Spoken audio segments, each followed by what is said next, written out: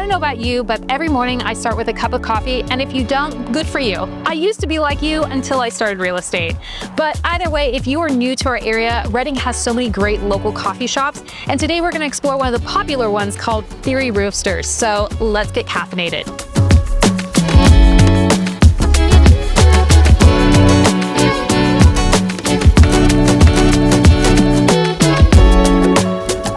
I definitely think that there is nobody who could tell the story of Theory better than Sam, one of the owners here.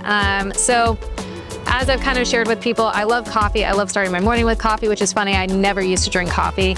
And being local here in Reading, you guys are one of the staples that everybody knows coffee through Theory, through a couple other local shops as well, but definitely have your fingerprint here in Reading. And I think some people don't think, do we actually have like the culture and like the, you know, the richness of good food and good coffee? And I think you guys do a really, really well job. So I'm gonna let you take it away, maybe share a little bit about Theory, how you got into coffee, and I'm just gonna sip away and listen. Yeah. All right. So Theory is currently a collection of 4 cafes, and we also have a scratch bakery called Eden Bakery, so we own the bakery as well. Best bakery, by the way. So good. Thank you. So good. Thank you very much. We tried. The reason we opened Eden Bakery really is because we couldn't find the baked goods that we wanted in town, so we were like, we'll do it ourselves. Yeah. Theory got started with 2 local roasters, so me and another coffee roaster in town went on a coffee sourcing trip. And when we were on the coffee sourcing trip, we were acting independently, but as we were sourcing coffee, we were like, oh, when I have a cafe, I want to do this. And yeah. And then the other one would be like, oh yeah, me too. And we just kept doing that the entire time. And so we got back from that trip and I was like, all right, we're either going to compete real hard and one of us is probably going to win and one of us is probably going to lose, or we could join forces and, you know, work together, collaborate, and be better together than we would be separately. And so the original owner and I, Jason Miller and I, started Theory Coffee Roast. Well, we were Theory Collaborative, and we started that back in 2016. Oh, wow. With a mobile cart. Nice. And then the mobile cart turned into a mobile trailer. As it always, it starts small and gets bigger. And then the mobile trailer turned into this building that we're here. This is your first location on California? First location. Okay. Original, yep. And so we opened the cafe in 2018. Okay. And so since then we've opened the cafe on Hilltop. Mm-hmm. And then we opened a cafe in the Reading Regional Airport. And then most recently, we just celebrated our 1-year anniversary at the Mount Shasta. Just super cool. Yeah. So as you guys have obviously started in 2016 to now, you've obviously gotten better at your coffee and collaborating with others. Did you just kind of stumble into it and just like you said, kind of stumble and try different things? Like, how'd you get really good at where you're at? Just people telling you it was terrible and then you go, The whole coffee thing started with my dad went on a trip to Guatemala and went to an open air market and found some green coffee. And he thought it would be a good gift to bring back to me. So I was probably in my 20s at this point. So he brought me back some green coffee. We put it in the oven because that's where you roast other things, right? You roast the chicken in the oven. Maybe you can roast coffee in the oven. So we didn't know what we were doing. So we started roasting the coffee and it was a pretty big failure. We didn't realize that coffee smokes a lot when it's roasting. So I would have known. I tried to. Yeah, we smoked. Don't try this at home, kids. No, we smoked out the whole house. But it was that moment that, you know, it was like, if that's not how you do it, how do you do it? And so that really propelled me down the rat trail, the rabbit hole. So that was kind of the moment that coffee roasting just kind of took root. Yeah. And then it was just a lot of hobby experimentation. Started roasting on a hot air popcorn popper, and then a barbecue grill that converted to a coffee roaster. Yeah. And then we got a real well-made coffee roaster probably like 6 years ago. Yeah. So then we could, like, those were really crude roasting methods. So now when we have this, We're legit. yeah. So now we got this great roaster and we can really tinker. So we're just always trying to optimize our coffees. Yeah. And I think what's cool, unlike some coffee shops here, is you guys actually roast on site. Yeah. And then obviously, if you check out online, you can have a subscription, you can order. So even if you don't live here in Reading and you want to try it out, like, you easily can ship it out, which is really cool. So I think it would be actually really fun to kind of see the roasting side of things. Maybe walk us through a little bit, like, unique blends that you guys have, if that's the right coffee connoisseur word. Well, there's blends and there's single origin. I'll tell you it all. But I'm not a coffee connoisseur, I just drink it. So maybe I'll become one after this. But yeah, I think it'd be cool to see, like, the roasting side of things and just really what elevates, because you guys also do compete, and that's really is one of your big things, is to really push you guys out on the map, just not in Reading, but like anywhere. So Great. And I think you have some cool awards to showcase. Yeah. Yeah, we've had some good success with competition. Just a few.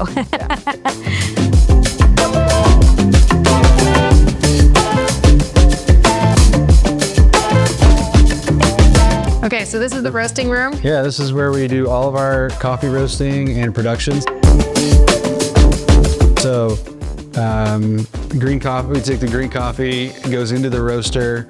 The roaster, well, we have a human roaster and then we have a machine roaster.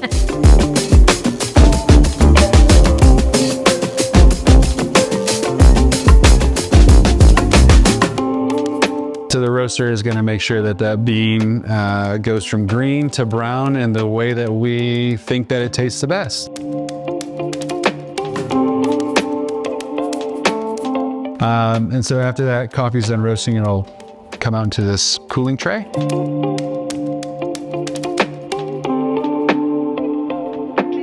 And then from there, we bag it all up, ship it out. Where do you get your beans from? We get them from all over. Coffee is grown between the Tropic of Capricorn and the Tropic of Cancer, so it's all tropical. Okay. Over here, we have coffee from Colombia, coffee from Honduras, and we have some Guatemala, some Brazil right now. Ethiopia, we do a lot of Ethiopian coffee. That's kind of the star of our show. Yeah. Although Colombia might be people thing it, you know. And for someone who's not like really into like coffee, what makes one blend? Is it, like you said, it's the human coffee roaster versus the machine? So is it just like you guys have done so many tests on certain times to be like, this tastes the best, like, you know, cut off the time of roasting it here? Or is it just is that the science of it? Yeah, there's a lot of science behind it. So if you were to taste a green coffee bean, it would taste almost like nothing, like something just organic tasting. It doesn't have much flavor. So in the roasting process, there are literally thousands of chemical reactions that are taking place. It's up to the roaster to determine how quickly or how slowly those chemical reactions are taking place. There are there's different segments of the roast that if you manipulate those different segments, you'll get different flavors that'll come out of the coffee. So it's up to the roaster, the head roaster really, so our function is the head roaster here. So it's up to me to decide, and every coffee is a little bit different. So when we get a new coffee in, what's our initial approach, and then we'll taste that coffee after we've done our initial production roast with it. And then based on, you know, just years of experience, we can taste that and be like, okay, here's what we're gonna do to make this coffee taste a little bit better if it needs any manipulation. But then we taste every coffee that we roast every single week. So week after week, we can continually optimize the coffee. From like the bags of coffee that you get, like how much do you produce, I guess, weekly then? Yeah, weekly, we're right around like 1,500 pounds a week, sometimes up to 2,000 pounds. Is that just like shipments out, or is that also the coffee house? Yeah, that's our cafes. We have wholesale accounts. We sell online, so people are buying coffee in almost every state in the US. So we ship coffee out. Yeah. And so those are our like the main sources of, you know, coffee consumption. So yeah. And as you've been like roasting, obviously in this roasting room, you have all your metals and the golden bean. Yeah, the golden bean, which I know, as we kind of talked a little bit before, just instead of being another coffee house in Reading, like you want to have more of like a national reach. With the awards on the wall, like what has that like done for you guys? Because they seem like pretty, you know, awesome little notches in your belt. From the beginning, I've always wanted to like compete. You know, I looked at you know, wine, and you know, you see these barbecue competitions, and coffee has its own set of competitions. So I was like, I want to be good at what we do, but I don't want to just be good like, you know, people that don't really know coffee like our coffee. That's cool and that's useful, but I want to know where we stand on a national level. So we started doing competitions, nationwide competitions.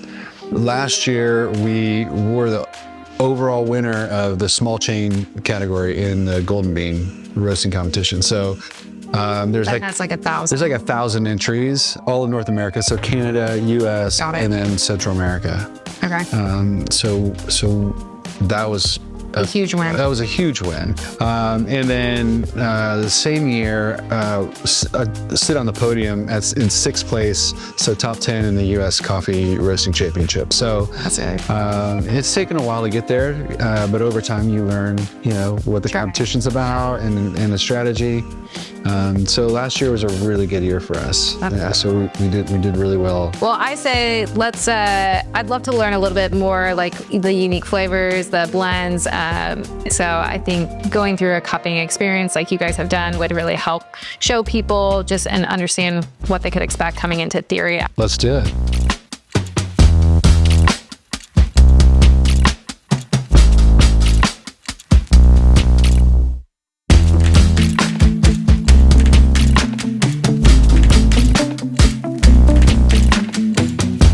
We'll take the cup and then we'll kind of come to meet it, and then you're just trying to smell the fragrance, which is what you smell in the coffee before you add any hot water to it. So what are you supposed to do? Yeah. Sorry. Yeah, no, you're good. I'm doing that part as well. Trying to look legit. You can, yeah, do it, please. That was different. Yep. That's all you're gonna get out of me. I'd say this one so far is my favorite. Is it? Yeah, I don't know what it is, but. Oh yeah. Oh, and that's not surprising to me.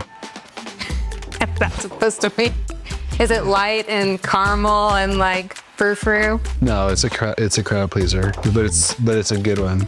It's like a elevated. That's the Guatemala.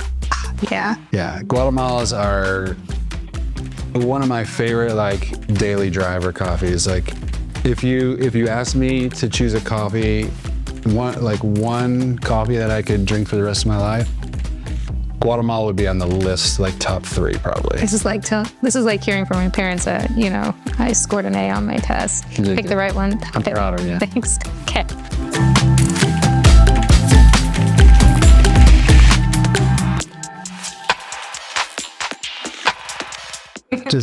And don't dip your nose in it if you can avoid it. But you can get as close as you possibly can. Ooh, that one actually smells really good. Yeah, so like 4. See, I like 3 and 4 now. You like what? 3 and 4. 3 and 4? I'm a lighter roast person. Yeah.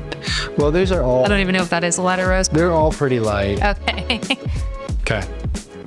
So when the 4-minute timer goes off, and I can let you do this, what we're gonna do is break this crust by sticking the spoon in, like vertical, and then just pushing. But what you're gonna do is you're gonna get your nose right down there. When you break it, it's gonna release aromatics. So you get your nose as close as possible without dipping it in. Got it. And then you give it like 3 pushes, little stir, and then rinse, and then you can go to the next one. Got it. Okay. Just try not to push the coffee out of the cup. Let's you do the first. Okay, I'll do the first one here. And then I'll fill up the second.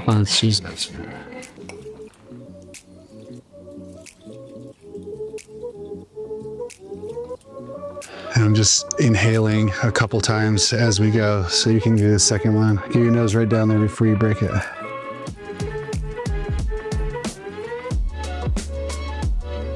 It does smell like way different. Yeah.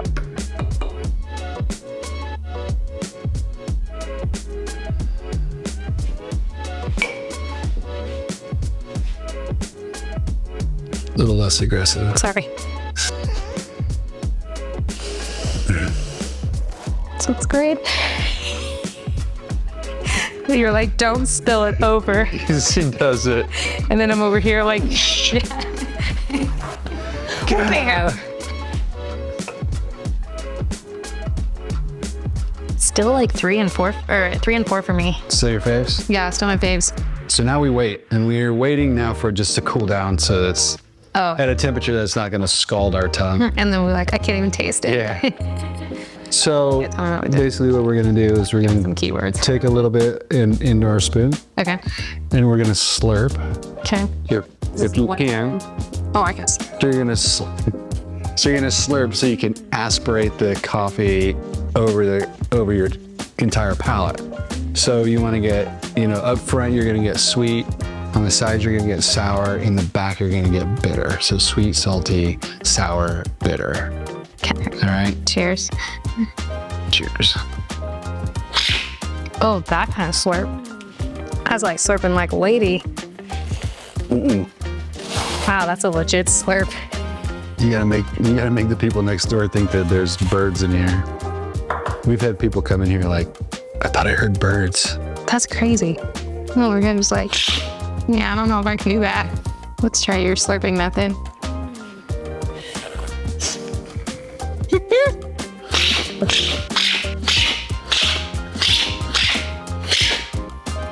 That is one unique sound. It's annoying.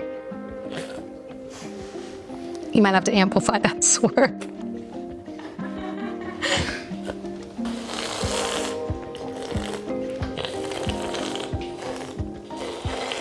That's the beginning of a good slurp.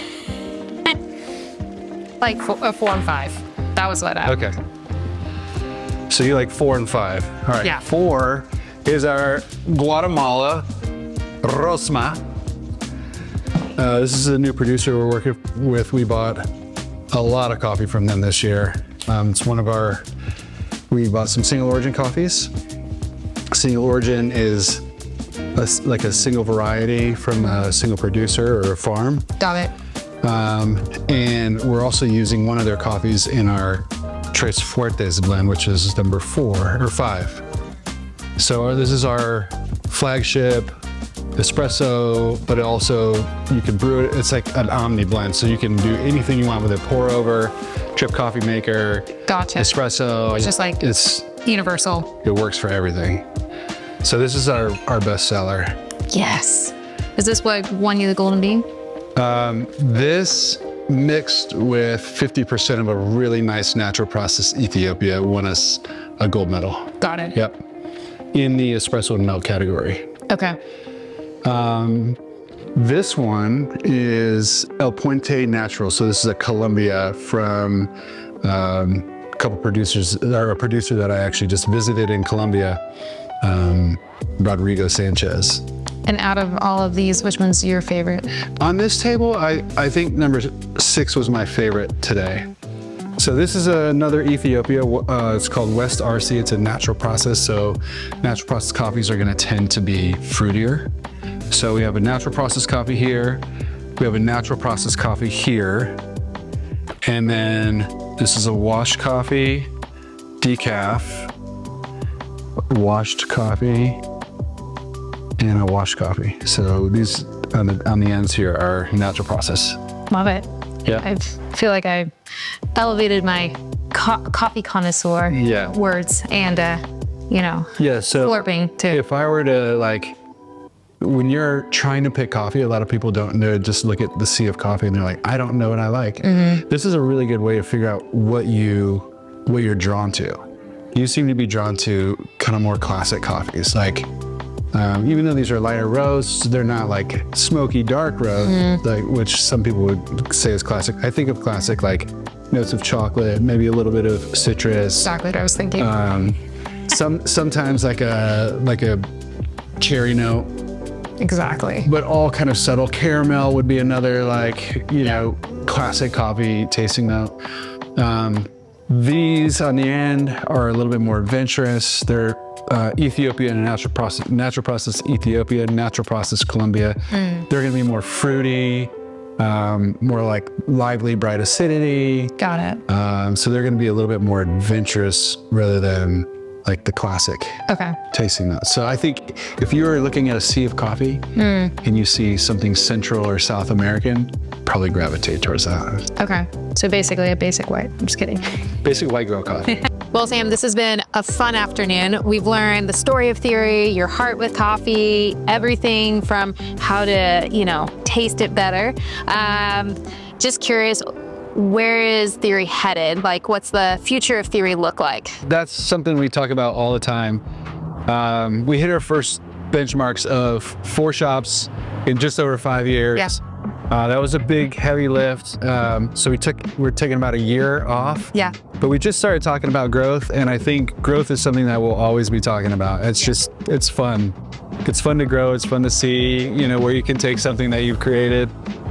So I don't know exactly what that growth looks like. Yeah. I do know that we're looking for more wholesale opportunities to partner with people to bring them excellent coffee to their cafes. Yeah. So their customers have an outstanding experience. So that's certain. Yeah.